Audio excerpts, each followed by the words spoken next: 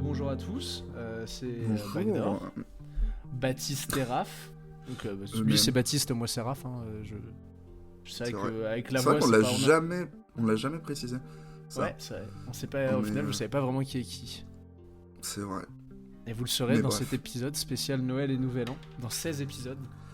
Voilà, parce que Puisque- nous, c'est un peu l'épisode que vous allez pouvoir écouter avec un bon chocolat chaud, des grosses chaussettes et un film de Noël. Enfin, c'est notre film de Ouais. Noël qu'on vous fait. Là. Où j'allais dire en train de décuver du repas de famille un peu trop arrosé de la veille. Et de la Ça soirée marche aussi. un pote un peu trop arrosé de la Ça veille. marche aussi, ça marche aussi. Aujourd'hui, on va essayer d'être un peu factuel et objectif, mais on sort de notre rôle d'habitude. Essayez seulement. Essayer, oui, parce c'est qu'en fait, on sort de important. notre rôle de podcasteur où d'habitude on peut prendre vous le temps raconte de des travailler histoires. un sujet, exactement, d'éviter de dire de la merde et d'être des ahuris. Là, on va parler de la NBA actuelle. Vous attendez pas à énormément d'objectivité et des techs très précises, d'accord? Voilà, ce sera globalement assez catastrophique. Mais finalement, sera on est là marrant. pour ça. Voilà, Ouais, on est et là au pour vrai, ça. on s'en fout, on va donner nos avis, c'est comme ça que la NBA et le sport, ça se vit. Que Mm. chacun donne son avis, qu'on en débatte et qu'on soit tous capables d'accepter l'avis des uns des autres. Ouais, sauf le tien. Sauf le l'enfoiré. Ah, naturellement. Naturellement. Présente un petit peu le contexte. En gros, enfin le concept, on va faire un truc que j'ai appelé l'œil providentiel. Où le but, ça va être de donner notre avis sur certaines catégories. Donc nous avons le joueur le plus confiant, le joueur le moins confiant, le coach qui tient le mieux son groupe, le coach qui tient le moins bien son groupe, le dynamique duo ou trio du début de saison, qui sera MVP des finales de conférence, qui sera premier de sa conférence, qui sera en play-in et les 8 en play-off à l'Est et à l'Ouest. Donc aujourd'hui on va faire que l'Est. La semaine prochaine, vous aurez l'Ouest plus notre œil providentiel pour les trophées de la saison, ce qui sera encore très marrant. Oui. Et voilà. Veux-tu rajouter quelque chose ? Non, ça me paraissait assez bien, assez complet. Il y aura des hot takes catastrophiques, mais voilà. C'est ça. Et il y aura des avis Je peut-être un sais. peu plus argumentés en fonction de ce que nous avons regardé et de ce que nous ressentons et nous vibons sur ce début de saison. Naturellement. On est parti ? On est y part. Et bah je t'invite à nous donner ton joueur le plus confiant de ce début de saison pour toi dans la conférence Est. C'est un peu un chouchou, et je pense que t'as déjà deviné de quel Et joueur je pense qu'on a parlais. le même en fait. Mais non, un mec qui a perdu en finale du in-season. Ouais, je crois bien. Ouais, un petit meneur. Ah, Un ça me meneur fait qui joue plaisir. dans un endroit où on a parlé dans le tout premier podcast. C'est Un vrai endroit où il y qu'il a jouait pas- aux Pacers. Ah Ouais. mais oui, ce bon vieux Tyrese Haliburton. Bon, je savais bien qu'on aurait le même, honnêtement. Ouais, très peu De surprenant. toute façon, c'était soit lui, soit Tyrese Maxey pour moi, et Pareil, et c'était un Haliburton. Tyrese dans tous les cas, donc... on est d'accord. Donc c'est Et cool. petite On est- mention spéciale avant que j'en parle pas à Jalen Brunson. Merci. Oui, bon, bah, fan d'Enix, hein, évidemment. Oui, voilà. Ouais, mais il est quand même bien en confiance. Mais vas-y, on va C'est- épiloguer sur Tyrese. c'est vrai Qu'est-ce qui fait qu'il que est en pour toi, forme. c'est genre le plus confiant de ce début de saison ? Bah, déjà, quand tu vois son évolution par rapport à l'année dernière en termes de stats, toutes ses stats, elles ont augmenté. Genre, Et c'est pour ça que je suis allé il chercher tourne... avant. Il tourne à genre 12 passes de moyenne, je crois, c'est cette année. Alors, du coup, je vais faire un petit point stat parce que c'était aussi mon argument. C'était que pour Ouais. moi, tu voyais sa confiance dans ses pourcentages et Ouais, surtout ses pourcentages au vu de certaines sélections de shoot qu'il a. Je sais pas si t'as regardé beaucoup de matchs des Pacers, mais je connais quand même bouffé pas mal avec le play-in et tout sur ce début de saison. Ouais, sûr. Il y a des shoots qu'il prend où c'est du niveau de complexitude. Ça veut rien dire. Avec Vous avez compris l'idée. Avec son geste chelou en plus, là. Exactement. Donc, Gnap, moi, pour- un peu, là. Pour donner les stats, comme tu disais, là il tourne actuellement à 11,9 passes de moyenne pour exactement le même nombre quasiment de turnovers que l'année dernière. Sachant que en vrai, c'est un joueur sur qui la comparaison est assez intéressante parce que l'année dernière, il n'a joué que 56 matchs. Là, il en a déjà joué Ouais. 22. Il a quasiment déjà joué la moitié des matchs de ce qu'il a joué l'année dernière. Mhm. Donc, 12 passes. Donc, il rajoute 1,5 passes par rapport à l'année dernière pour le même ratio de turnover, ce qui est en vrai vraiment ouf. Bah, il est vraiment en mode... Là, on voit un Tyrese en mode point god, quoi. Exactement. Genre, Il ajoute vraiment, aussi quasiment 3% en plus à 3 points. Il tourne à 43% sur ce début de saison en prenant un de plus. Mm. Il tourne, au lieu de tourner à 49% l'année dernière au field goal en général, il tourne à 50%. Et surtout, il a un efficiency rating à 61%. Et ça a un peu chuté parce que les Pacers ont eu une petite streak là un peu compliquée sur ces derniers matchs. Ouais. Mais il a vraiment fait un début de saison où si vous regardez jusque à la finale du play-in, où il était vraiment en 50, 45, 90 à 63% d'efficacité au tir. C'était l'efficacité d'un pivot pour un mec qui joue meneur. C'est vrai que c'est vraiment aberrant, il est impressionnant à voir. Avec Carlisle, ça match bien, puis bah... C'est le genre de gars, tu lui mets des plots, mais il te les emmène en play-off. Hein. Bon, après, il a pas des plots autour de lui. Oui, non mais... mais en fait, ce que je veux dire, c'est la façon dont il fait tourner toute l'attaque des Pacers et tout. C'est vraiment... Il m'a vraiment impressionné, moi, sur ce début de saison. Ah bah, je suis d'accord. Moi, je trouve qu'on ressent, en fait, que lui est en confiance, peut-être même en surconfiance. Et ça se ressent sur tout le groupe, parce que bah, c'est ton leader, c'est ton meneur en plus. Quand ton leader et ton meneur il est en surconfiance, ton groupe, quand il est soudé comme ça suit. Hein. Oui, c'est clair. Ça suit très très fort. Tu veux rajouter autre chose sur Tyrese ? Non. On en a parlé un petit peu. On en reparlera. Enfin, moi, je vais en reparler dans une course au trophée, mais. On en reparlera dans une course au trophée. On verra ça. On en reviendra. On en reviendra. Ouais. Ça roule. On part du coup sur le joueur que tu trouves le moins en confiance de ce début de saison. Ou j'ouvre le bal, comme tu veux. Comme tu veux. Eh bah allez, vas-y, je vais prendre.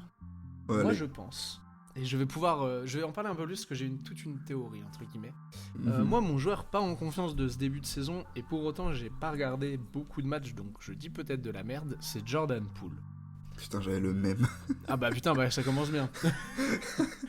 Mais alors, est-ce que t'as les mêmes raisons que moi ? Je vais exposer mes raisons et tu vas me dire si t'es d'accord avec moi.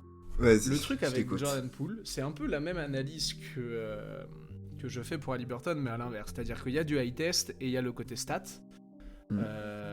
En fait, Jordan Poole, moi actuellement, je vois un mec qui est pas en confiance, qui est en eau trouble, et où ça se sent que... je suis désolé, mais j'ai toujours pas l'impression qu'il a... Enfin, l'année dernière, je pensais c'était la saison où il digérait l'altercation avec Green. Et j'ai l'impression qu'en fait, il l'a pas vraiment digéré. Que le fait qu'il se fasse dégager comme ça des Warriors, un peu comme un malpropre, ça joue aussi beaucoup. Et c'est pour ça que je dis que je le trouve en eau trouble, c'est que j'ai l'impression qu'il est en train de process beaucoup de choses. Ouais, c'est que il s'attendait peut-être pas aussi rapidement à devoir assumer les responsabilités d'une équipe. Je pense que lui s'attendait, même si on a eu des échos comme quoi, oui, il devenait ingérable, il comprenait pas pourquoi il pouvait pas faire les mêmes choses que Steph, etc. Je pense que certes, il a pris peut-être un petit peu le melon, etc., mais qu'il avait aussi ces aises-là parce qu'il était dans un système Warriors et qu'il savait très bien que dans un autre système, ça allait être différent. Et ce qui me fait dire aussi qu'il est en eau trouble, c'est que il y a eu je vais aller sur les stats après, mais il y a eu un moment début de saison. Tu sais, tu te souviens de la vidéo qui a beaucoup tourné du temps mort où tu vois qu'il écoute pas son coach. Oui. Et ben, il y a eu cette vidéo-là, tout le monde lui a chié dessus un petit peu. Et juste après, c'était Wizard France qui relayait une vidéo où, au contraire, sur 2-3 matchs après, parce que ça a fait parler forcément, etc., tu voyais des extraits où il paraissait beaucoup plus concentré en temps mort. Et moi, j'ai un peu cette lecture sur Jordan Poole où je pense que c'est un gamin qui écoute, à la manière d'un Steph Curry, qui écoute beaucoup ce qu'on dit sur lui sur les réseaux, qui se cherche encore en tant que leader et peut-être même en tant que basketteur. Et j'ai le sentiment que des fois, il y a de la volonté de bien faire, mais qu'il y a un tel gap de confiance que la volonté de bien faire ne suffit pas. Et moi, je pense vraiment qu'on va voir un Jordan Poole qui va continuer à être en eau trouble, que ça va s'améliorer sur la fin de saison. Et l'année prochaine, on aura le vrai Jordan Poole qu'on voulait tous voir, leader d'une équipe à 25 points par match, etc. J'ai fini ma théorie, je te laisse dire ce que tu veux. Bah, je suis assez d'accord avec toi, c'est surtout moi l'impression visuelle qui dégage, qui me fait dire que je le trouve vraiment pas en confiance.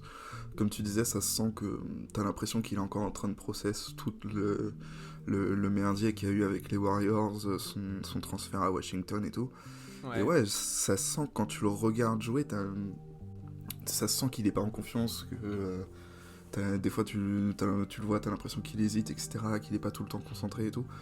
C'est un peu tout ça qui me fait dire que j'ai l'impression que Poole est pas du tout en confiance en ce moment, que j'espère qu'il va réussir quand même à remonter dans le wagon. Moi je pense clairement qu'il remonte. j'ai confiance en lui, c'est quand même un bon joueur de basket, faut pas déconner. Même si Bah, il a brillé dans un collectif où c'est forcément plus simple de briller aux Warriors que tout seul là, entre guillemets, à Washington. ouais. Mais Mais je ça me suis. Vas-y, semble vas-y. pas impossible, c'est quand même un gars qui a du talent. Ouais, je pense qu'il faut juste qu'il retrouve un peu, qu'il re-rentre un peu dans sa zone, qu'il retrouve son déclic un peu, qu'il arrive à trouver ce déclic un peu mental Hmm. et qu'il puisse enfin mettre derrière lui un peu tous les fantômes de Golden State, on va dire. Mais je suis d'accord avec toi parce que moi je trouve que Jordan Poole c'est un mec, on oublie trop souvent que c'est un gamin qui vient de loin. Genre c'est un mec qui est pas sur les radars, etc. en université. Moi j'avais vu une très bonne vidéo et je sais malheureusement plus de qui c'est qui faisait un petit peu l'historique du parcours de Jordan Poole, par où il passe, son évolution aux Warriors, etc. Et comment c'est un joueur auquel il s'attendait pas du tout à avoir explosé comme ça, etc. Et pour accompagner ce que tu disais, où tu le vois hésitant et tout, en vrai, je trouve que vous suffit de regarder si vous avez regardé un peu de match de Jordan Poole quand il était, et je dirais même pas, regardez même pas forcément l'année dernière avec les Warriors, mais regardez l'année 2021-2022 des Warriors, celle où ils vont jusqu'au titre, où tu regardes comment il joue et la confiance avec laquelle il joue à cette époque-là et comment il joue maintenant, et tu vois très rapidement à l'œil qu'il y a un gap de confiance. Et en vrai, tu vois, je regardais, ça se ressent dans les stats, genre il prend moins de tirs, c'est pas beaucoup, mais il passe de 15,6 tirs à 15 tirs tentés par match. Alors qu'au Wizard, frérot, il pourrait prendre 30 tirs par match, que qui va lui dire quelque chose. Oui, j'avoue. Et tu regardes les pourcentages, genre il est en baisse partout. À 3 points, il prend 1,5 tirs de moins, alors que c'était quand même un mec qui prenait beaucoup de 3 points, et on lui a chié dessus l'année dernière en playoff parce qu'il a pris ce fameux 3 points contre les Lakers, etc. Oui. Et en fait, je trouve que si tu compares beaucoup de critiques qui ont été faites à son égard et la manière dont il joue actuellement, la manière dont ça se reflète sur certaines de ses stats, moi je reste persuadé que c'est un mec qui a peut-être un peu trop des fois sur les réseaux sur ce qu'on dit de lui, et que voilà, il est dans sa saison d'apprentissage d'être un leader, d'être le go-to guy d'une équipe, et c'est pour ça que je dis que moi d'ici la fin de saison, je le vois remonter légèrement la pente. Genre, tu sais, c'est ce genre de belle histoire sur les 10-15 derniers matchs de NBA qu'on connaît tous. Oui. Où l'équipe de merde commence à enchaîner un peu de trucs parce que t'as les grosses équipes aussi qui lâchent un peu. Et où tu vois des choses un peu pour la saison d'après. Ouais. Mais ouais, ça m'étonnerait pas que la saison prochaine, ils reviennent, ils puissent retrouver la confiance et que voilà, qu'on le revoit jouer, allez, peut-être pas à son meilleur niveau, mais à un bien meilleur niveau que ce qu'on voit aujourd'hui, et en tout cas qu'il soit juste plus en confiance. Tout simplement. Franchement, moi je l'espère. C'est un mec qui vient, je suis désolé, mais c'est un mec qui vient de trop loin, qui a déjà accompli trop de choses dans sa vie pour lâcher maintenant. Je suis sûr que même lui a la dalle pour le coup. Ouais. On a fini sur Jordan Poole ou tu veux rajouter quelque chose? Non, bah écoute, pour l'instant non. Je reparlerai de Washington tout à l'heure. Ça marche. On part sur le coach qui tient le mieux son groupe. Qui as-tu? Moi j'ai un certain Jamal Mosley. Putain, mais on a le même. Non, tu te fous de ma gueule. Vas-y, bah tu sais quoi, parle de Jamal Mosley parce que j'en avais un second. Donc vas-y, parle-en. Ok.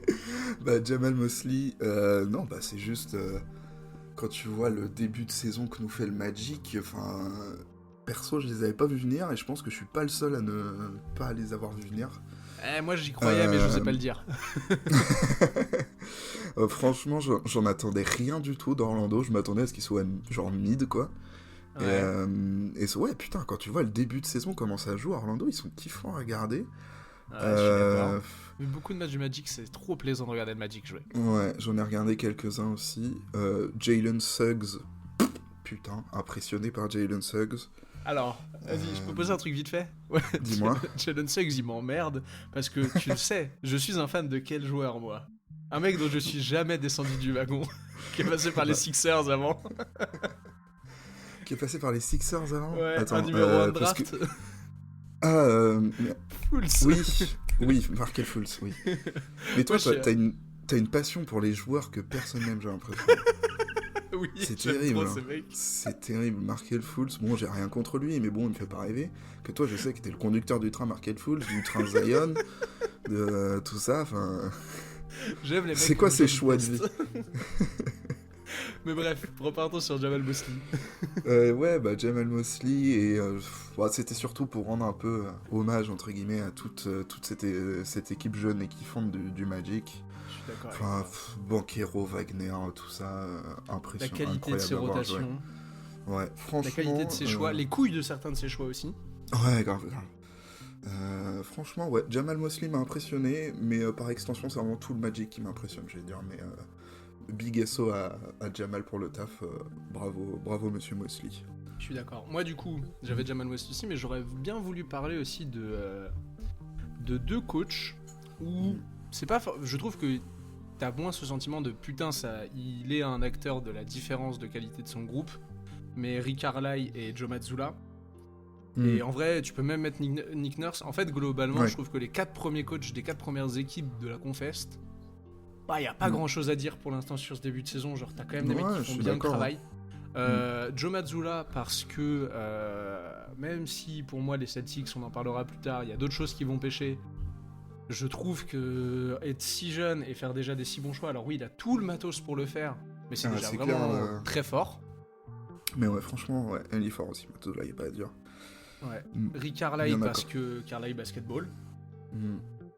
Tu voulais dire C'est quelque chose clair. sur Joe Mazzulla? Non, je t'écoute, vas-y. Et Nick Nurse, parce que en vrai, les Sixers, moi je trouve que ils me mettent une grosse claque. Tu sais aussi qu'en tant que fan des Knicks, j'espérais que Joel demande son transfert pour qu'on le récupère. Bon, bah je m'assois dessus. Ouais, bon. Mais je suis très content pour les Sixers, et surtout, je trouve que tu vois que Nick Nurse tient bien son groupe et est un bon coach quand tu vois la manière et la vitesse et le avec laquelle ont été incorporés Nicolas Batum et Robert Covington qui sont arrivés du côté des Sixers dans le trade d'Arden. C'est clair. Bah, Ça tourne très bien, les roleplayers ont tous leur rôle, j'ai l'impression, ne font pas de vagues. Kelly Oubre Jr., il a réinventé un type que j'adore aussi. oui, oui, ça, je sais que c'est un de tes chouchous aussi. Il y a trop de joueurs que j'aime bien alors que tout le monde les déteste. Pourquoi? Je sais pas, mais bah pourquoi pas, écoute. J'écrirai un livre un jour dessus. Sur Kelly Oubre Jr. ou sur tous les joueurs chelous? Sur tous les joueurs, pourquoi j'aime tous les joueurs que vous détestez tous. Bonne idée, bon concept, ça me plaît. Mais beau projet. donc voilà pour un peu les coachs qui tiennent bien leur groupe et qu'on voulait féliciter. Le coach qui tient le moins bien son groupe, sauf si tu veux rajouter quelque chose. Non, vas-y, moi je suis prêt à passer à la suite. Et pour le coach qui tient moins bien son groupe, j'avais deux noms. Donc on a déjà parlé de Jordan Poole, je vais parler de Wes Unseld Jr. Ok. Parce que, Washington, c'est un peu... je les trouve vraiment à l'image de Jordan Poole, quoi. Tu sais pas où ça va, il y a aucun joueur qui m'a l'air d'être en confiance, à part Bilal. J'ai pas la même lecture que toi sur ça, mais je suis curieux, vas-y. Je sais pas, c'est juste que... Quand je regarde cette équipe-là jouer, frère, il y a rien, quoi. C'est... c'est ça un peu qui me fait dire ça, c'est plus une impression visuelle qu'autre chose. C'est genre... on s'emmerde en regardant les Wizards, hein. Heureusement qu'il y a Bilal en français qui me fait un peu kiffer. Avdia. Et sinon, Avdia aussi, je suis bien d'accord, c'est vrai. Encore un de mes chouchous secrets, Corey Kispert. Corey Kispert, j'adore ce mec. Enfin voilà, on a vu Kyle Kuzma essayer de faire un lay-oop contre la planche, enfin voilà quoi. Je vois. Bah en vrai, moi, Washington, le truc, c'est qu'ils se sont jamais cachés qu'ils allaient continuer à tanker. Oui, c'est pour ça en fait que j'ai du mal à reprocher quelque chose. Et après, bon, j'ai dû voir grand maximum 5 matchs, je pense, des Wizards sur ce début de saison. 5 matchs complets, sinon je regarde des highlights, des bouts de match. Ouais, je regarde les commencer. Hein. Ouais, moi le truc c'est que je sais pas, genre c'est une équipe qui tank, c'est une équipe qui sait pas caché que ça allait continuer à tanker, etc. Donc pour le coup, j'ai pas vraiment d'avis sur Wes Unseld Jr. En fait, je m'attends pas à ce qu'il coach, donc je ne regarde pas spécialement son coaching, j'avoue. Il utilise bien Bilal, Dennis progresse. Ces deux grosses pépites pour moi sont en train de progresser, c'est tout ce qui m'intéresse. Bon, on verra bien. Et ça sinon, comment ne pas parler des Pistons aussi, hein. Alors, ok, donc j'ai pas le même truc que toi, vas-y. Certes, ça tank, mais quand même, je pense qu'ils sont capables de battre le record de défaites consécutives, là. Oui, c'est pas le sujet, mais pour moi, ils s'arrêtent à 30-32. Ouais, c'est pas impossible. Je m'étais noté, le record, c'est 28. Ouais, le record c'est 28. J'étais regardé le calendrier la dernière fois, j'ai fait un tweet où je me disais vraiment, en Ouais. vrai, tu prends pas Utah qui arrive là, et si tu perds après, genre tu joues Utah, si tu perds contre Utah, Après, tu il joue pètes les deux. records des 28. Et en Après, fait, genre, Après, c'est Brooklyn 2 fois et Boston. ouais, c'est ça. Et après, surtout si tu continues Après, dans je la sais suite plus. des équipes qui jouent, t'as un moment les Spurs où ça peut peut-être s'arrêter. Et sinon, vraiment, la série, elle peut s'étendre à 30-35 défaites. Ouais, c'est Genre, il terrible. y a un moment où ça va vraiment demander à une groupe. Mais c'est pas le sujet, mais oui, c'est compliqué Ouais. des trois. Ouais, c'est très compliqué. Puis, je te cache pas que je suis vraiment surpris de les voir aussi mauvais, quoi. Genre, vraiment, je m'attendais Mais tu pas. penses que c'est de la Enfin, faute de Monty Williams? je pense qu'il a quand même Tu penses que des le coach choses. le mieux payé de la ligue a peut-être sa part de responsabilité? Je pense que quand t'as 30 défaites de suite, quasiment, oui, forcément. T'en as peut-être une ou deux pour toi, effectivement. Ouais, Non, en franchement. vrai, je suis assez d'accord. Je suis assez euh, d'accord sur Monty Williams, c'est compliqué. Mais tu vois, je m'attendais pas à ce qu'il soit premier de conférence, hein, mais bah, quand tu vois Kate, je m'étais dit, ok, Kate qui revient, Moi, je peux le dire, hein, je les Ivy, attendais tout en ça, play-in. Les Thompson, Pistons, hein. ouais, play-in, doucement quand même, mais je les voyais Ah non, être moi je les attendais meilleurs vraiment que en ça play-in. Je quand pensais même. vraiment que c'est une équipe qui allait passer un gap cette année, hein. Ouais. Bah là, ils font la course à Zachary Rizaché et Alexandre Sarr, quoi. Donc c'est cool aussi, mais... C'est compliqué. Ok. mais ouais, franchement, bah, c'est surtout ouais, surpris de les voir et d'être aussi mauvais, quoi. Je m'y attendais vraiment pas à ça, quoi. Donc Ok. Et donc, pour ça, toi, le Monty Williams, les rotations de Monty Williams, la manière de gérer tout ça, ouais, épars pas convaincu, de on ça. va dire. En vrai, je suis assez d'accord avec toi, hein. En vrai, tu regardes. Alors, les Pistons, c'est peut-être l'équipe que l'une des équipes que j'ai le moins vu jouer, donc je vais pas non plus trop en parler. Mais de ce que je vois, quand tu regardes un peu les mecs qui sont fans en parler, que ce soit sur Twitter ou que tu regardes les reviews, etc. Ouais, globalement, le Monty Williams a l'air d'avoir une certaine part de responsabilité dans certaines choses. Ouais. Non, Il moi a je un voulais peu parler détaché. d'Adrian. Vas-y. Je disais juste que des fois j'ai l'impression que je le sens un peu détaché, quoi. Il a l'air d'en avoir un peu rien à foutre. Je suis assez d'accord. C'est ça J'ai vu des qui est images où chelou, je trouve. soit il est plus, très inexpressif comme garçon, soit c'est bizarre. Ouais, il me fait penser à un autre coach, à un chauve du côté de Los Angeles, dont on parlera dans une prochain Ah, épisode. ok, d'accord. Hein. J'ai un dossier contre lui, mais d'accord. D'accord, hein. d'accord. Un Non, temps vas-y, mort. je peux Ah bah parler non, du tu bien sais pas ce que c'est. Hein Ouais. Non, je disais juste temps mort. Ah bah non, tu sais pas ce que c'est. Mais bref. Oh, allez. Allez, c'est pas le sujet. Non, moi je voulais Continuons. parler d'Adrian Griffin. Hmm. Parce que je ne comprends pas ce qui se passe aux Bucks. C'est-à-dire que les Bucks sont actuellement, si je dis pas de bêtises, quelque chose comme deuxième de la conférence Est. Pourtant- Ouais, 2 ou 3, ouais. Ouais, j'ai le sentiment que Adrian Griffin ne tient absolument pas son groupe. Ouais. Il y a trop d'incidents et il y a trop de choses que je trouve bizarres. Alors, j'excuse le fait que les Bucks soient moins bons en défense. Tu dois intégrer Lillard, qui est un trou en défense quand même, etc. Ok, je veux bien, c'est compliqué, même si ça me paraît bizarre que tu chutes aussi bas, soit. Bah, tu Mais, perds quand même Joe Holiday, hein. Hein? Tu perds quand même Joe Holiday dans l'histoire, ça fait chier. Tu hein. perds Joe Holiday, soit, mais moi je vais vraiment parler des incidents qui sont passés sur ce début de saison aux Bucks. On a les 2 incidents avec Yanis sur ce début de saison. C'est-à-dire la première fois où il est sorti par Adrian Griffin, il parle avec lui et au final il re-rentre 30 secondes plus tard. L'incident C'est à même pas Boston 30 secondes, où il c'est refuse vraiment de 5 secondes. Ouais, c'est ça. Il y a C'est vraiment instant. C'est ça, il se passe la même chose après à Boston. Où à Boston, il sort, il reste sur le banc et c'est lui qui décide de rentrer tout seul. Il y a Bobby Portis qui l'engueule, enfin qui pousse un coup de gueule à la mi-temps de la demi-finale contre les Bucks au In-Season Tournament. Où il Les dit, Bucks bon, il se contre les serait Bucks peut-être. Ce Contre les serait Pacers, plutôt. Oui, contre les Pacers, Contre les- pardon. Et qui dit, mec, ce serait peut-être bien qu'à un moment donné, tu coaches. Genre que tu nous challenges, que tu commences à un peu piquer les choses. Je trouve ça très très très curieux pour les Bucks et pour Adrian Griffin.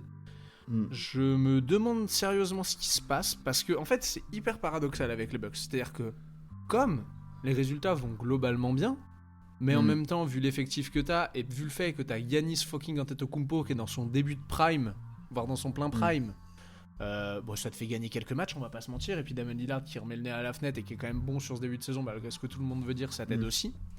Mais je trouve que avoir viré Budenholzer pour ça, Ouais, je suis assez d'accord avec toi. genre c'est super, hein, mais qu'est-ce qui fait que Bud ne faisait pas et qu'est-ce que... Enfin, je pense qu'il y a des choses où moi je comprends toujours pas pourquoi les Bucks ont viré Budenholzer.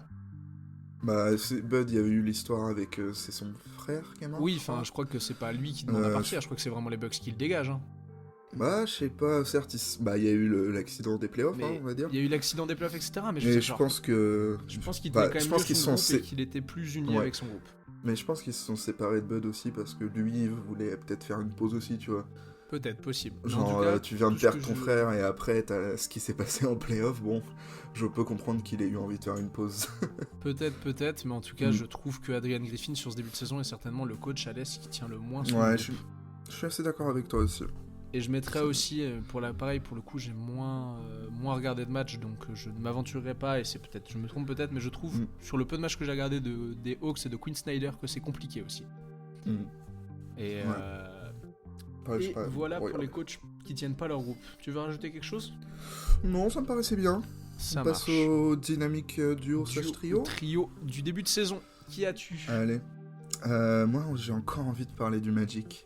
Oh ! Ah bah, mec, Paolo Banchero et Wagner. Hein. Lequel, Mo ou Franz ? Franz. Ok. Parce que t'as plusieurs dynamiques duo dans cette équipe du Magic. Oui, c'est clair, mais j'ai pris en tout cas les deux joueurs qui perso me font le plus kiffer dans cette équipe-là. Ok, j'écoute. Tout bonnement, voilà, c'est simplement une impression visuelle de kiff à regarder les deux joueurs en même temps. Je comprends. Tu sens, ils se trouvent les yeux fermés, ils sont impressionnants ces deux-là. Ouais. Banchero, j'adore ce gars, Wagner qui surfe sur sa vibe de Coupe du Monde de ouf. Et sur sa saison dernière qui était pas mauvaise. Et exactement. Le Magic est quand même 4ème ou 3ème ? Ouais, actuellement je crois qu'ils sont 4ème. C'est ça. Bon, voilà quoi, c'est comme je disais tout à l'heure, j'aurais pas misé un centime sur eux, sur le Magic top 5, je le cache pas. Et quand je vois comment les deux jouent, franchement, je suis impressionné par ces deux petits gars-là, ces deux petits jeunes, et ils sont très très kiffants. J'espère qu'ils iront loin. Voilà. Je pense qu'ils peuvent être chiants en playoff, surtout. Ouais, c'est le genre de petite équipe un peu jeune qui peuvent faire chier du monde. C'était un peu la bête noire des Celtics sur ce début de saison, même s'ils viennent de se faire 2 fois botter le cul de suite par les Celtics sur le début de saison. Ça arrive à plein de gens bien de se faire botter le cul par les Celtics aussi. Mais voilà, ouais. Monsieur Paolo Banchero et Monsieur Franz Wagner. Okay. Un Allemand, un Italien, comme à la grande époque. J'ai vu ces tweets passer là, c'est vrai. Il faut ramener Yuta Watanabe. Bref, allez. Changeons de discussion. En parlant de bête noire, en vrai, moi j'ai un dynamique trio aussi, si tu voulais rien rajouter. Non, vas-y. Moi j'ai un dynamique trio et qui honnêtement me surprend de facilité de jeu pour l'instant, c'est Tatum, Brown, Porzingis. Oui, il était évident aussi celui-là. Hein. Ouais, sauf que certes... tu peux te dire oui, bon bah Tatum, Brown, deux excellents joueurs, tu rajoutes Porzingis qui reste un intérieur très correct, plus que correct de NBA. En vrai, je trouve quand même que l'attaque des Celtics a une gueule quand les trois sont sur le terrain. Pouah, c'est compliqué. Et en vrai, je trouve que d'ailleurs que tu ressens la manière dont Porzingis influe sur cette nouvelle manière de jouer un petit peu des Celtics. Parce que tu reprends le match donc, qui était il y a maintenant, qui devait être il y a 3 semaines, 1 mois, où Porzingis se pète à la mi-temps. Vous regardez la première mi-temps, vous regardez la deuxième mi-temps. L'attaque des Celtics tourne plus du tout pareil sans Porzi.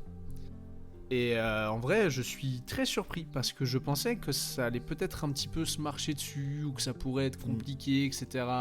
Je voyais ça un peu comme le trade de la dernière chance, mais qui faisait un peu désespéré. Et au final, je suis très agréablement surpris par la réussite qu'a ce trio pour l'instant sur cette saison régulière. Ouais. Alors moi, je t'avoue, je suis pas trop surpris. C'est juste que, moi, je suis impressionné de les voir jouer, comment ils jouent. Enfin, c'est une équipe qui est impressionnante. Boston, ils sont terrifiants. Hein. Et avec ces trois-là, je suis assez d'accord avec toi. Bah après, je dis surpris, mais genre, je suis pas surpris en mode oh là mon dieu, qu'est-ce qui se passe? Je l'attendais dernier de la conférence Est, tu vois. Mais je dis plus surpris dans le sens où que ça marche déjà si bien, si vite. Ouais. T'as l'impression que ça fait 5 ans qu'ils jouent ensemble, quoi. C'est ça, genre, en vrai, c'est très très con. Mais pour moi, c'est comment comment appeler ça, pas un tic, mais un truc où quand je le vois sur un terrain, je me dis, ok, ça c'est signe d'une équipe et des mecs qui sont en confiance et qui s'entendent bien entre eux. Les passes dans le dos. Ouais. Faut regarder les Celtics jouer. Le nombre de passes dans le dos qu'il y a sur du pick and pop, du pick and roll ou des comme ça entre Porzingis, Brown, Tatum. Des fois, ça joue des feintes de main à main, puis ça lâche une passe dans le dos. C'est très con, mais tu sens des automatismes naturels qui se sont créés entre ces trois-là. Ouais, tu peux même rajouter une grosse partie des role-players des Celtics, mais c'est très impressionnant à voir. Ouais, c'est clair. C'est sur ça que je dis que je suis très surpris en fait, que ça tombe déjà si bien. Ouais, c'est clair, t'as l'impression qu'ils jouent ensemble depuis 5 ans alors que ça fait 5 mois quoi. C'est ça qui est avec ces tu veux rajouter quelque chose sur les dynamiques duo? Parce que moi j'ai une mention. Bon, pas spécialement là, pas comme ça, mais vas-y. Petite mention pour Maxi Embiid quand même. Ouais. Je trouve le dynamique duo très très impressionnant. Ouais, j'en préfère un plus que l'autre, je te cache pas. Tu préfères Joel Embiid, bien évidemment. Oui, naturellement, c'est celui qui fait des stats que contre des équipes de merde. Oh. Je déteste l'argument du stat padder. Tu vois qu'ils ont un argument encore plus pété que ça. Non, Maxi Embiid, je suis obligé de les mentionner vite fait parce que en vrai, bien sûr, c'est impressionnant aussi. Et entouré de super role-players, ils font des très bons résultats. C'est clair, Tyrese Maxey est impressionnant. Il est dans la course au MIP. Oui, clairement. Embiid est dans la course au MVP. Ouais, encore une fois. Il est top 3, il est pas 3ème. Pour moi, oui, il est 3ème, mais il est top 3, c'est pas mal. Je t'emmerde. Non, mais vraiment, moi, on en reparlera, mais j'ai 2 noms au-dessus de lui. Enfin, ça va, je le mets 3ème, je le mets pas 19ème non plus. Je te fais chier, genre, je te taquine. Oui, je sais. Il aura peut-être cherché son premier MVP cette saison. Allez, on va passer à autre chose. T'as fini sur ce que tu voulais dire sur ce qu'on avait appelé les calls de take, un peu les trucs plus saison régulière. Yes, passe en mode hot takes. Et allez, ouvre ton troisième œil, projetons-nous sur les playoffs et la fin de saison. On commence par qui sera le premier de la conférence? En vrai, je suis en train de me dire, est-ce qu'on commence pas par donner notre classement en 8, ensuite on fait qui est le premier de la conférence? Non, ou alors play-in, classement en 8, premier de la conférence, MVP des finales de conférence? Ok. T'as dit ça?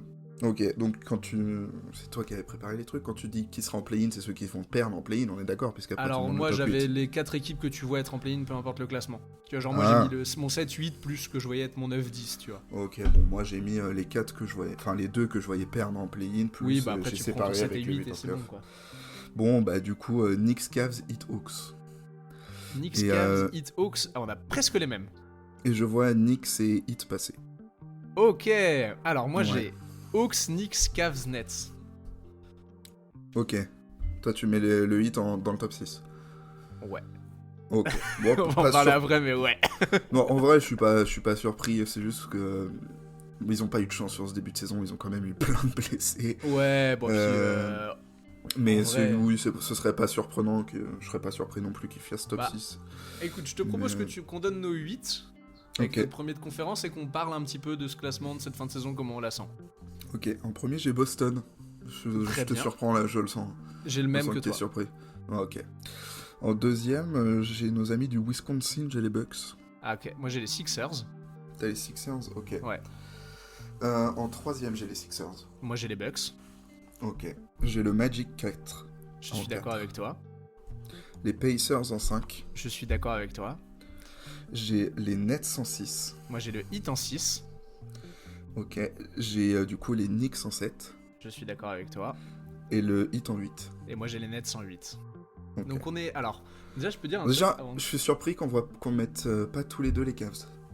Alors justement, je voulais qu'on parle un peu des Cavs, des Hawks, et en vrai qu'on peut parler aussi... On va parler un petit peu de toutes les équipes. Déjà, moi je vais commencer par dire un truc. Savoir que les Celtics, je les ai remis premiers là, lundi quand j'ai regardé un peu mon truc que j'avais fait. Parce que au début, je sais pas, et même moi je sais pas ce que j'ai fait. Vraiment, j'avais inversé mon Celtics et mon Bucks. J'avais dit les Bucks sont premiers de la conférence. Et après, je me suis dit, tu peux pas dire qu'ils sont premiers de la conférence quand tu trouves que le coach tire pas le groupe, c'est débile. Mais en fait, je m'appuyais juste sur Giannis va faire une saison de MVP et Lillard va se revenir. Là, tu nous as juste fait de l'anté-tumco-componisme. C'était compliqué ce mot-là, il y avait beaucoup de syllabes. J'ai rien compris de ce que t'as dit, mais d'accord. Ouais, du clubisme, quoi, mais façon Giannis, donc de l'anté-componisme. Giannis, voilà. Moi, j'ai l'objectivité sur Giannis à les laisser très loin.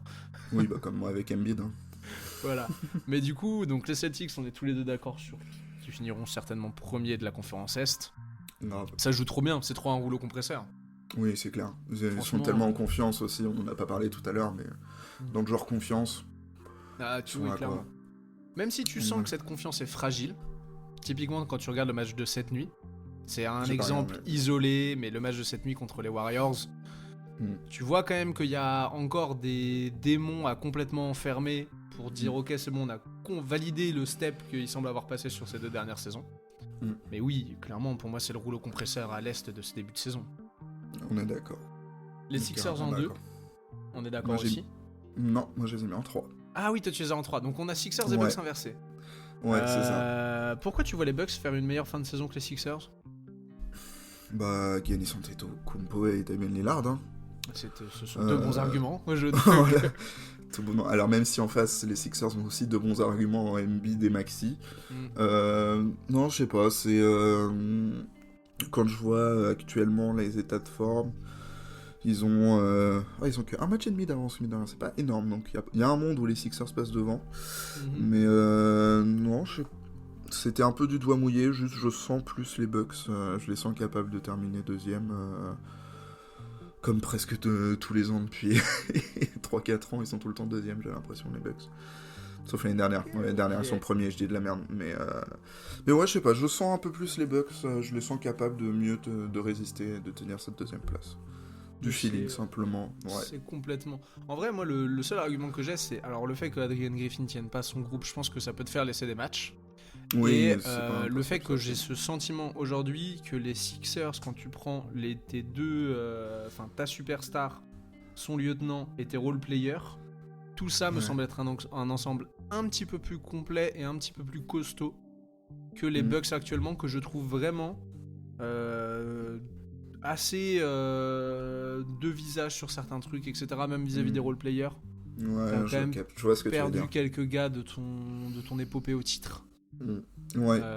Là-dessus, tu vois, c'est très con, mais en vrai, je pense que ça va se jouer à 2-3 matchs entre les... De toute façon, je pense très sérieusement que les 3 premiers, ça va se jouer à 4 matchs, grand maximum, entre le premier et le troisième. C'est clair. Donc c'est du pinaillage. Hein. Mais Oui, c'est clair. sur du pinaillage, je me dis, un Adrian Griffin qui tient mal son groupe, ça peut vite poser des problèmes. J'ai oublié d'en parler, mais un Bobby Portis qui a l'air de faire une green et de commencer à péter les plombs, c'est pareil, ça peut te faire perdre des matchs bêtement. C'est clair. C'est pour ça que je vois éventuellement les Bucks finir derrière les Sixers. Ok, ça s'entend. Nous sommes d'accord sur le 4 ? Sur le 4, ouais, on a tous les deux mis Orlando. Bon, je pense qu'on sait plus ou moins tous les deux pour les mêmes raisons. Hein. Bah, en vrai... On voit le début de saison de ouf qu'ils ont fait. Moi, enfin, s'ils restent tous en bonne santé sans se blesser, je vois pas énormément de raisons pour lesquelles ils pourraient baisser trop, tu vois. Bah, je suis assez d'accord avec toi parce que je vais parler un petit peu de mes Knicks, tu vois, mais genre, typiquement, je me suis posé la question de mettre les Knicks en 4 pendant un bon bout de temps. Bon, t'as forcé un peu, non T'as forcé un peu, non Bah, en vrai, les Knicks actuellement sont 5ème de NBA, gagnent quand même des matchs, on a un excellent Jalen Brunson, on a un Randle qui est sur une bonne phase, mais, et c'est pour ça que aujourd'hui je trouve que mettre le Magic en 4 fait plus de sens, et même mettre les autres équipes que j'ai mis avant les Knicks fait plus de sens, mais je parlerai des Knicks plus tard. C'est que le Magic, je ne sais pas comment dire, mais j'ai ce sentiment où la seule chose qui peut leur pêcher, c'est le manque d'expérience à ce niveau-là, c'est-à-dire être un cadre de l'Est, etc. Enfin, un top 4 de l'Est pendant toute une saison, d'être capable d'être régulier, de rebondir, etc. Mais honnêtement, ils ont eu la bonne streak là où ils ont fait 8 ou 9 victoires d'affilée. Ils ont perdu 10, quelques matchs, mais ils sont toujours très bons. Qu'est-ce qu'il y a ? Je disais, ils ont tapé les 10 de victoire, non ? De suite. Non, pour moi, ils s'arrêtent à 8 ou 9, il me semble. Ok, bon, j'ai peut-être dit de la merde aussi. Mais bon, je trouve que c'est moi qui en dis. Mais en fait, tu vois, mine de rien, ils m'ont déjà prouvé un peu qu'ils étaient capables d'affronter les mauvais trucs, la gestion des blessures et tout. Wagner, tu vois, il a été le leader quasiment d'une équipe qui a été championne du monde quand même. Non, mais bien sûr, mais après, entre être champion du monde et être champion et être il sait gérer, c'est quand même deux métiers différents. Ce que je veux dire, c'est que même s'il est jeune et tout, c'est un mec qui a été capable de gérer de rendez-vous, tu vois. Oui, effectivement. Même l'Euro qu'il a fait avec l'Allemagne, c'était l'année dernière, du coup. Après, il est très bien épaulé par Dennis Schroeder sur les deux. Hein. Tu peux pas me Ouais, nier ça. oui, bien sûr, mais absolument. Mais il est impressionnant. Il est bien épaulé aussi au Magic, je trouve. Bah, c'est sûr. Ou c'est lui qui épaule, ou c'est lui qui est épaulé, ça c'est un autre débat. Pour moi, c'est plus lui qui épaule Banchero, parce que pour moi, c'est plus Banchero le leader de cette équipe. Et le franchise player de cette équipe. Moi, j'ai pas encore fait de choix sur qui était le leader de cette équipe à mes yeux. C'est vrai que c'est un peu un monstre à deux têtes, quoi. Non, mais je suis d'accord. Mais c'est aussi pour ça, tu vois, que je vois le Magic rester 4ème en fait. Ils ont deux mecs très forts qui jouent déjà très bien ensemble, des bons role-players. Et puis c'est une équipe de la jeunesse. Ouais, c'est ça, c'est une équipe jeune, ils sont capables de faire des dingueries pendant un moment, quoi. Très clairement. Donc voilà, pour 4ème. On se rejoint sur le Magic en 4. Les Pacers en 5 ? Ouais, on est d'accord aussi. Pareil, je pense. On a parlé de Tyrese tout à l'heure. Voilà. Quand tu vois le début de saison, je pense qu'ils vont peut-être en chier quand même en playoff, vu comment leur défense est un peu... Ah oui, les playoffs, on en parlera après, mais oui, pour moi, ils vont en chier. Voilà, hein, mais ils ont bien compris qu'en tout cas, au basket, faut mettre plus de points que son adversaire. Et en saison régulière, je pense que ils sont... Même si là, actuellement, ils sont 8. Ouais, ils sont 8ème. Ouais, ils sont 8 actuellement, ouais.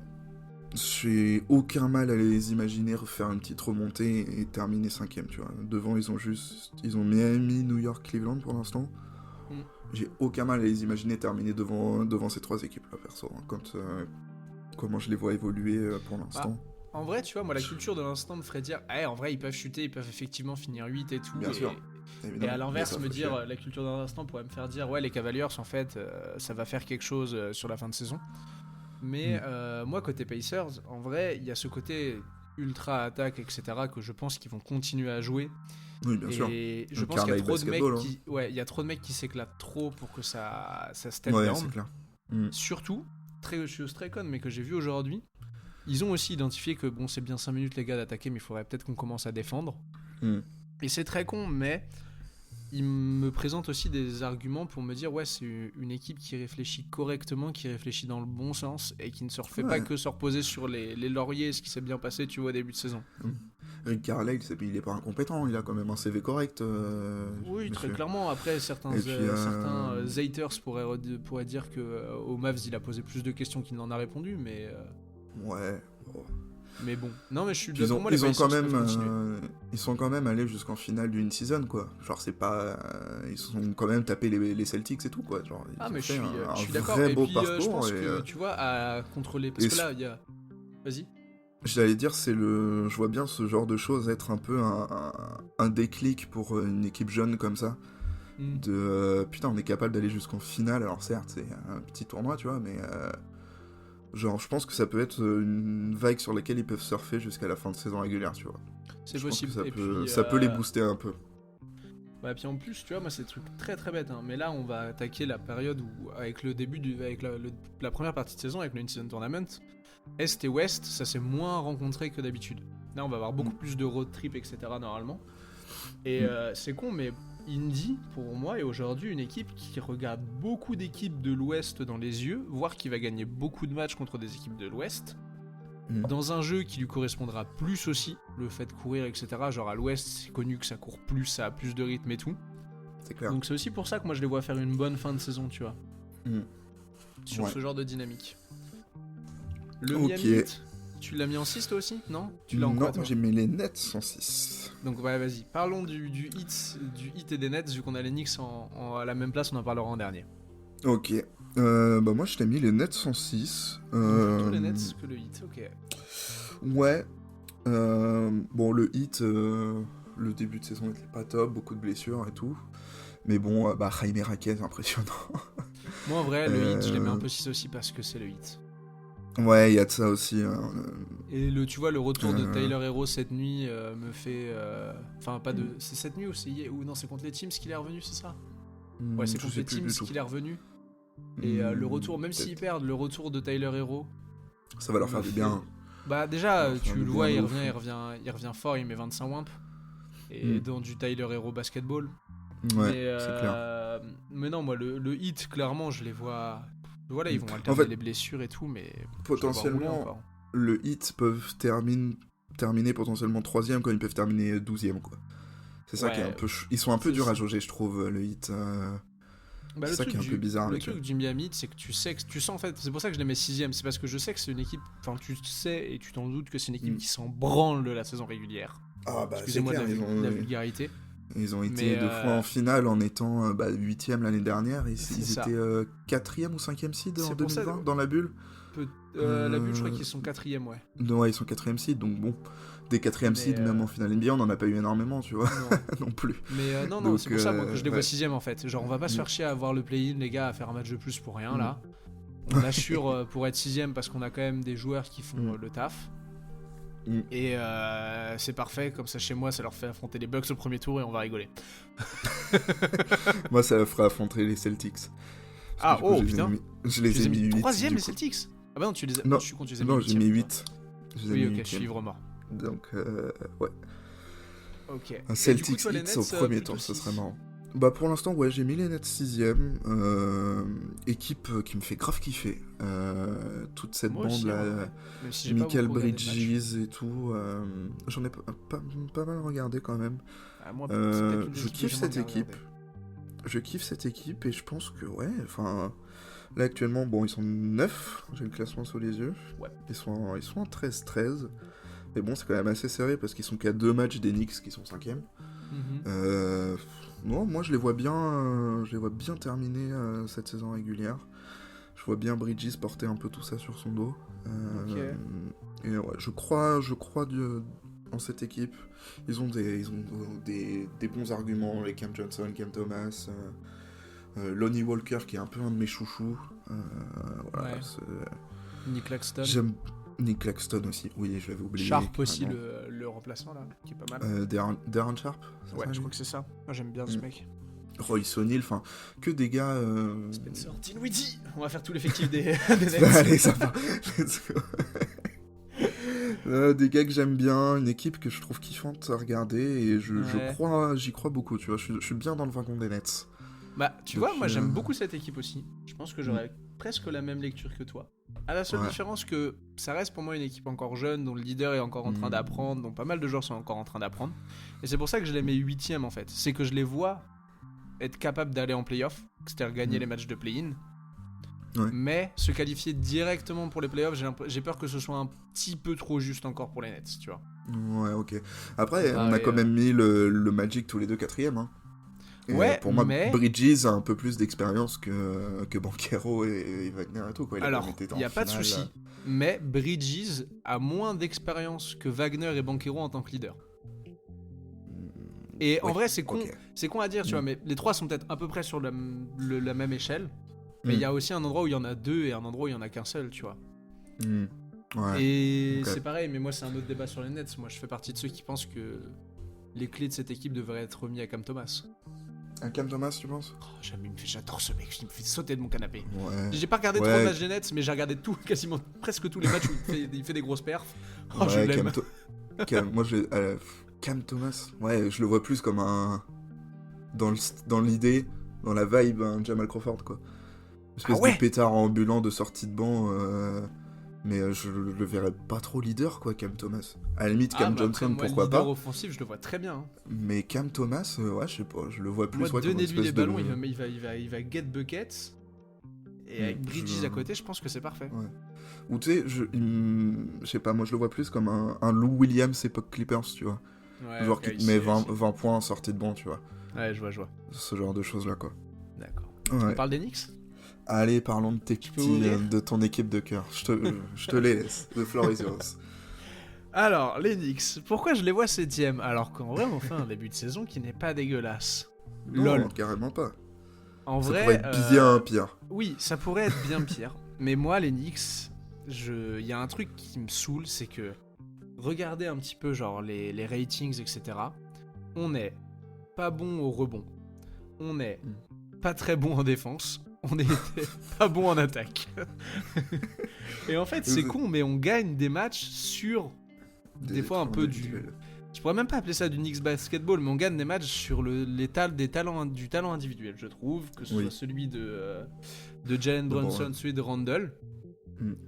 Je suis assez déçu parce qu'au début de saison, j'espérais voir un R.J. Barrett prendre plus de place et il prend pas autant de place que ce que j'aimerais.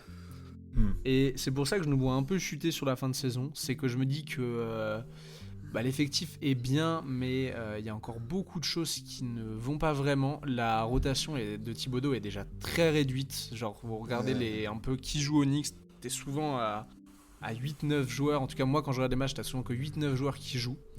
Oui, c'est clair. Ça va tirer sur la gueule de certains. Tu prends en compte le fait que la saison est longue et qu'il y a forcément des moments de creux, etc.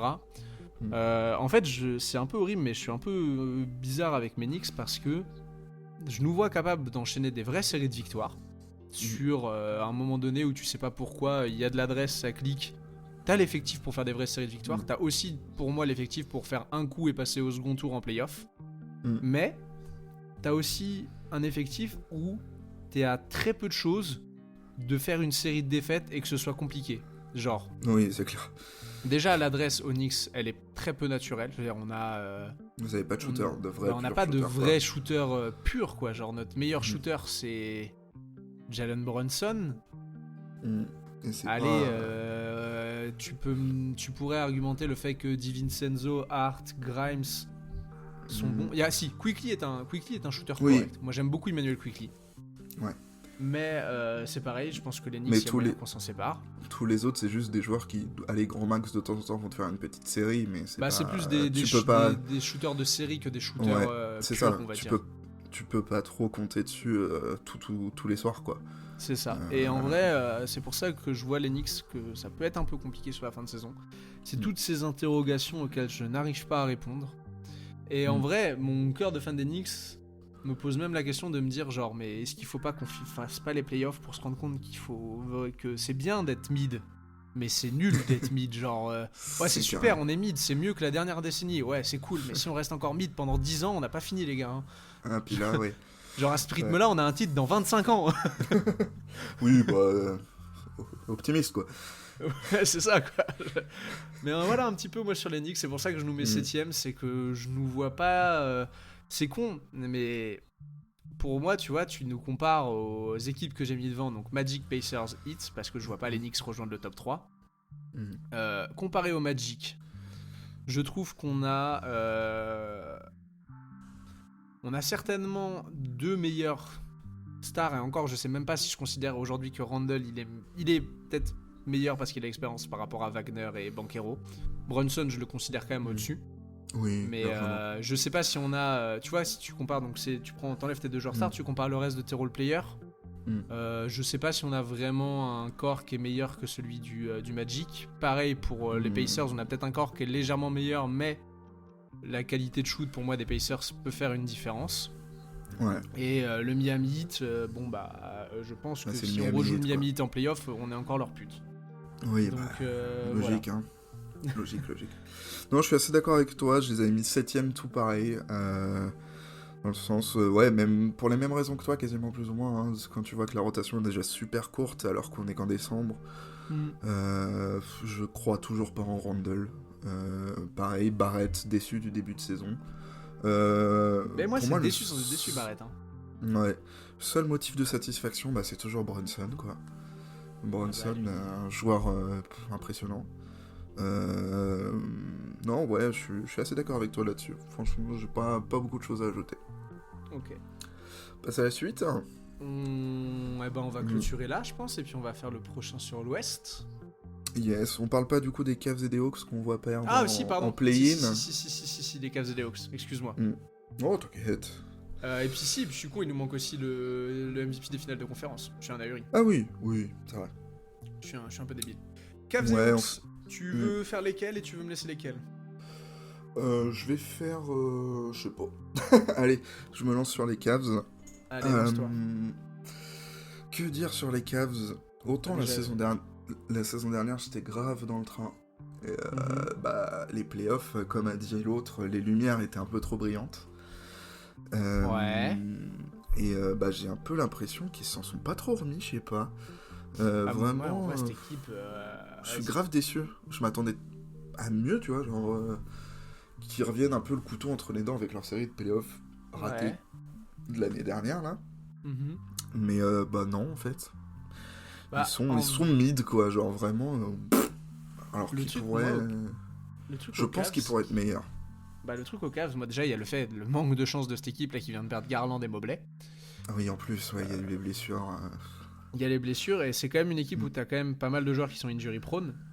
Mm. Et moi, le truc en fait avec Cleveland actuellement, c'est que je pense que c'est une équipe qui est vraiment à encore pas grand chose de passer un cap et d'être enfin cette équipe qu'on attend. Parce que Mm. je pense qu'ils ont pas mal de joueurs qui seraient très intéressants dans une équipe drivée Mm. par un coach et par une superstar pour être dans les tops de la conférence Est et se dire allez on essaie d'aller chercher le titre. On est d'accord. Moi il y a la grosse question Mitchell parce que alors je voyais Cavs France en parler et effectivement on a peut-être trop tendance des fois à vouloir voir les stars sortir des petits marchés et Mitchell peut très bien se plaire à Cleveland et re-signer à Cleveland, ça serait pas non plus surprenant. Non, c'est clair. Mais moi c'est mon avis, je suis persuadé que cette équipe devrait revenir à Darius Garland. Ouais. Il est certainement moins talentueux offensivement que ne l'est un Mitchell, mais je trouve que c'est ton meneur et je trouve qu'il va trop bien avec Mobley. C'est clair. Et en fait, c'est pour ça que je me pose la question aussi de ces Cavs et que je les vois pas faire les playoffs. Genre, entre les blessures, entre les rumeurs de transfert, là, il y a eu Mitchell est revenu, il y a eu un très bon match de Mitchell. Mais c'est pareil, genre je me pose la question, tu l'entends aussi un peu partout et je me dis il y a jamais trop de fumée sans feu. Ouais. C'est un peu un cumul de choses en fait. Je trouve que la situation malheureusement autour de Cleveland est pas assez claire pour qu'on puisse se projeter. Ouais. Et alors que pourtant j'ai l'impression que paradoxalement tout le monde souhaiterait qu'elle soit plus claire autour de Cleveland la situation. Bah oui, c'est clair, ils ont du matos, ils nous ont fait une bête de régulière l'année dernière. Ah merde quoi. Fait chier. Ça me fait vraiment chier de les voir comme ça parce qu'ils m'avaient vraiment fait grave kiffer l'année dernière. Et leur série de playoffs, bon toi j'imagine que tu devais être à poil devant. Je te cache pas que j'étais là, bah putain, j'étais surpris, genre c'était vraiment pas la même équipe quoi. Bah genre, moi j'étais surpris qu'on les tape aussi facilement entre guillemets. Bah ouais c'est ça. Genre c'est exactement ça. on les a vraiment eu sur des aspects où je m'y attendais pas forcément. Et j'étais très content, hein. J'étais complètement refait. Oui bah je me doute que tu devais être... Comme en un slip. petit foufou. Ouais, oui, pour rester poli. Ok. Enfin voilà, les Cavs. Et rapide sur les Hawks. Et pourtant d'ailleurs, juste petit point sur les Cavs, c'est dommage parce qu'ils ont beaucoup de bons jeunes et beaucoup de bons jeunes dans le Oui, corps. c'est clair. Sam Merrill, Isaac Okoro, Levert, ils ont beaucoup de joueurs intéressants individuellement. Ouais, Sam Merrill qui a fait une masterclass d'ailleurs l'autre jour. Ouais, récemment. Mais moi j'ai toujours apprécié ce genre, je sais pas, j'aime la fluidité qu'il dégage quand il joue au basket. J'aime bien les mecs comme ça. Mais vas-y, on part sur les Hawks. Allez, rapide. Tu veux que je commence ou tu veux commencer? Vas-y. En vrai, vas-y, tu commences ou vas-y, je commence? Vas-y, commence. Ok, l'hésitation à Jordan Poole. Les Hawks. Eh ben, les Hawks, je pense qu'il va falloir faire éclater ce projet. Ah ouais. Je sais pas. Genre, je me demande comment tu peux passer d'une équipe qui a 2 ans de ça maintenant, 3 ans, fait la finale de conférence. Alors oui, sur du fait, etc. Tu vas jusqu'en finale de conférence. Mais où tu te dis, ouais, on peut se projeter, il y a des trucs intéressants et tout. Surtout qu'il y avait déjà des joueurs qui sont encore là. Et où je me dis, j'ai l'impression, les Hawks, chaque année, de les voir régresser. Ouais. Genre, d'accord avec toi. C'est terrible, mais... Comment ? Le Trae Young... Je n'ai jamais été son plus grand fan, mais je ne suis pas son plus gros hater non plus. Dans le sens où c'est pas mon joueur préféré, je pense qu'il a plein de lacunes, mais je vois le potentiel qu'il a et je vois pourquoi tu veux construire une équipe autour de lui. Oui, c'est mais clair. Quand je le vois sur un terrain, par exemple, par rapport avec jouer avec un Dejounte Murray, je me demande un peu quel est l'intérêt quel est le plus réellement que ça apporte, et si des fois ça gêne pas d'autres choses. T'as des joueurs dont j'attendais qu'ils se développent, qui ne se développent pas correctement et du coup qui se font prendre leur place par d'autres mecs. Donc mon petit chouchou Jalen Johnson, j'adore, mais je suis un peu dépité de le voir prendre la place d'un DeAndre Hunter, que j'attendais bien plus fort que ça. Onyeka Okongwu, moi je crois toujours pareil en le potentiel, mais il va falloir lui laisser la place au bout d'un moment, et même si Capella est encore très bon, Est-ce que Capella vraiment te permet d'être là où tu voudrais être quand t'es les Hawks ? J'en sais rien. Perso, je pense pas. Voilà. Bogdan. Je pense que si t'aimes bien le basket, t'aimes bien Bogdan Bogdanovic. Mais Bogdan Bogdanovic, je me trompe peut-être, mais j'ai quand même le sentiment que c'est un mec qui joue quand même beaucoup pour lui. Et en vrai, s'il est dans une équipe qui gagne, tant mieux, il va faire des choses. Mais là, aux Hawks, j'ai un peu l'impression de vraiment de voir un mec qui joue pour lui plus qu'autre chose. Genre, je me trompe peut-être, hein. Franchement, sérieusement, je suis peut-être complètement à côté de la plaque sur les Hawks. Mais quand je vois Bogdan Bogdanovic jouer aux Hawks, moi j'ai l'impression qu'il s'en branle des fois de l'équipe. Ouais. Et qu'il joue au basket, certes, parce qu'il joue très très bien au basket, mais qu'en vrai, il en a un peu vraiment rien à foutre des Hawks. et voilà, genre, je trouve que cette équipe ne progresse pas. Je trouve qu'on voit toujours les mêmes défauts. L'arrivée de Quinn Snyder ne change rien. Ouais, on est assez d'accord Au bout d'un moment, là-dessus. c'est sympa, mais ouais. Ouais, je suis d'accord avec toi sur le fait qu'ils progressent pas, ils avancent un peu. En fait, t'as l'impression qu'ils font un pas en avant, ils en font deux en arrière, quoi. Ouais, c'est ça que je trouve dommage en vrai. Parce que ça pourrait être une d'accord avec toi sur le fait cool. que, par exemple, un gars comme Capella, je pense pas que ce soit le gars qui va te faire aller loin en playoff. Je suis toujours pas convaincu du trade qu'ils ont fait pour Murray. Ouais. Je trouve que ça fit pas super bien avec Trae Young. En fait, je trouve qu'il est bon individuellement, mais que collectivement ça apporte rien. Et en fait, je trouve que c'est le cas avec plein de joueurs des Hawks. Ouais. Genre même, c'est horrible, mais même Trae Young, excellent joueur individuellement, mais des fois, collectivement, alors oui, il fait gagner des matchs où on va pas enlever... je suis pas en train de dire que Trae Young ne peut pas être un joueur qui fait gagner des matchs. Ouais, bah mais demande Onyx, hein. Il y a... Voilà. Peut-être pour ça aussi. Quoi qu'il en soit... C'est le bad guy préféré du Madison Square Garden. Mais tu vois, genre, c'est ce que je veux dire. Genre, il y a des fois où j'ai un peu l'impression que, ouais, genre, il y a plein de super individualités. Mais il arrive quand le bon collectif pour cimenter tout ça et faire que ça. Parce qu'en vrai, sur le papier, c'est peut-être l'une des équipes qui... Putain, on devrait parler des Hawks en 4ème position, pas du Magic. Et ça me fait peut-être aussi chier, je pense, de voir les Hawks comme ça. Bah surtout pour un gars comme Trae Young, qui est un gars qui a un potentiel, il y a même un talent, je dirais, oui, c'est un des joueurs les plus gifted de la ligue, quoi. Bah déjà, pour moi, il permet toujours de faire exister le débat, est-ce que les Hawks ont perdu le trade pour Doncic ? Ouais. Et en vrai, juste ça, c'est déjà... ça place un bonhomme pour moi, mais...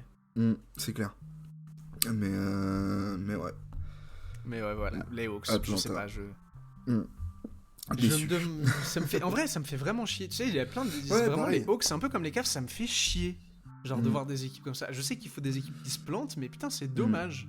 Surtout, vraiment, les Hawks, alors, nous, je vais pas citer de nom, mais on a été coaché par un mec qui était un grand avec un dos un peu arqué quand on était en cadet. Ouais, celui-là qui utilisait souvent la phrase vous êtes un collectif d'individualité. Et je trouve que les Hawks, c'est un peu ça. Un collectif d'individualité. Oui, je vois ce que tu veux dire. Mais voilà. Ouais, je l'ai. Tu l'as ? You got it? C'est une private joke, désolé, vous ne serez pas inclus, on ne citera pas. Oui, bah on parle de Tom Thibodeau, évidemment, c'est ça.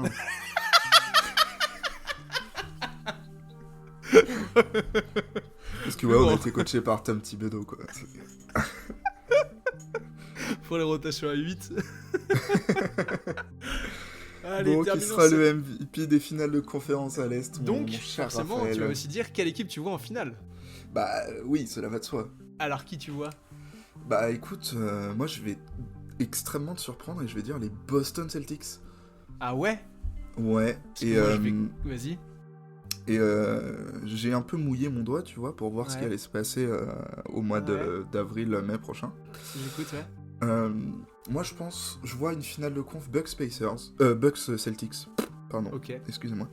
Bucks Celtics, et j'ai mis en MVP des finales de conférence, c'est un peu une hot takes, mais je pense qu'elle peut se défendre. J'ai mis Jrue Holiday en MVP des finales de conférence. Jrue Holiday ? Parce que, écoute-moi bien, Jrue Holiday va mettre dans la poche arrière Damian Lillard et il va te faire une masterclass en finale de conférence pour emmener les Celtics en finale. J'ai envie d'y croire. T'as envie d'y croire. J'ai envie d'y croire, et aussi parce que ça me faisait marrer de mettre Jrue Holiday. C'est ton scénario. Ouais, c'est ça. J'ai envie d'y croire. Et ben moi, surtout contre la revanche contre les Bucks en finale de conf, tout ça. Ici. Voilà, mon idée, quoi. Ok. Eh bien moi je vois les Bucks aussi en finale de conférence, Ok. mais je les vois affronter les Sixers, Oh, et je vois les Sixers s'en sortir avec un Joel Embiid MVP des finales de conférence. ok. Tu vois les Sixers en finale NBA, Ouais, toi? en vrai, Putain. les Sixers, j'ai un peu le sentiment que c'est peut-être leur année. Mhm. Parce que, encore une fois, je trouve que le corps autour de Joel Embiid et Maxi est très complet. Mhm. Je trouve que Joel a encore passé un surf sur la saison l'année dernière, il a passé encore un cap. Et je pense que Nick Nurse peut être le coach qui aide Joel et qui aide ses Sixers à passer, à aller en finale NBA. Surtout, encore une fois, même je l'ai mis avant, mais backé par par récemment l'interview qu'a mené Joel Embiid où il dit que toutes les bonnes équipes de basket sont des équipes qui bougent le ballon en attaque. C'est un beau tir à James Harden. Mais, mais non, je vois les Sixers le faire cette année et je vois Joel aller en finale de conférence, en finale NBA pour la première fois. Ok. Ok. Surpris Voilà. que tu mettes les Sixers, je t'avoue, je l'avais pas vu venir celle-là. Je En fait, m'attendais à ce moi, que le tu truc mettes les avec Bucks le truc avec ou les les Bucks, Celtics. au Ouais. début j'avais mis les Bucks.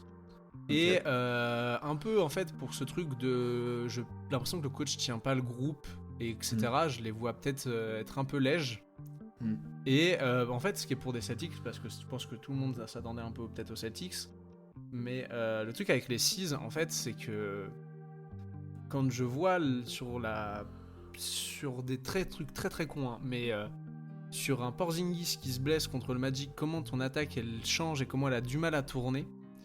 Je me dis que on est quand même sur un mec qui est injury prone et je le souhaite pas et c'est peut-être du pari d'apothicaire, mais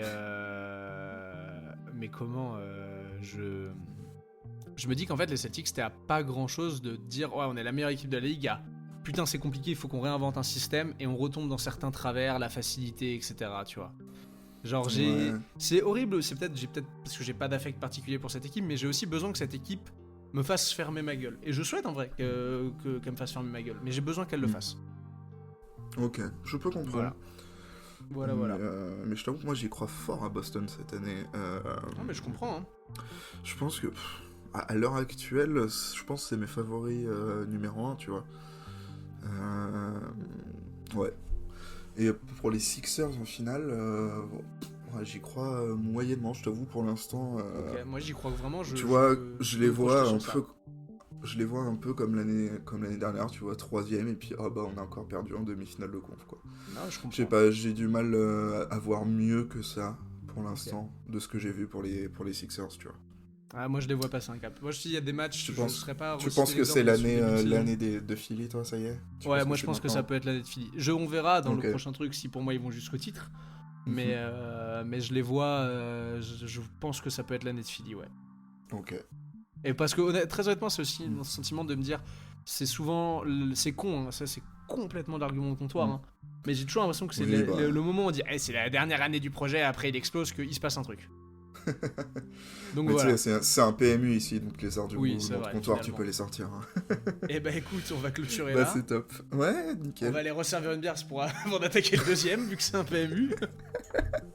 Exactement, là on va aller faire un tiercé et c'est y part, on C'est revient ça. juste après, quoi. Allez, des bisous. On souhaite un joyeux Noël, évidemment. Exactement. Et Joyeux voilà, Noël pour ceux qui le fêtent. C'est quoi, je ne suis pas au courant des autres fêtes, donc passez un bon moment en famille. Profitez de ces Voilà, vacances de fin d'année. Exactement. Et Et voilà. puis des bisous. Et des grosses bises, évidemment. Des naturellement. grosses bises. Et topette. Et topette.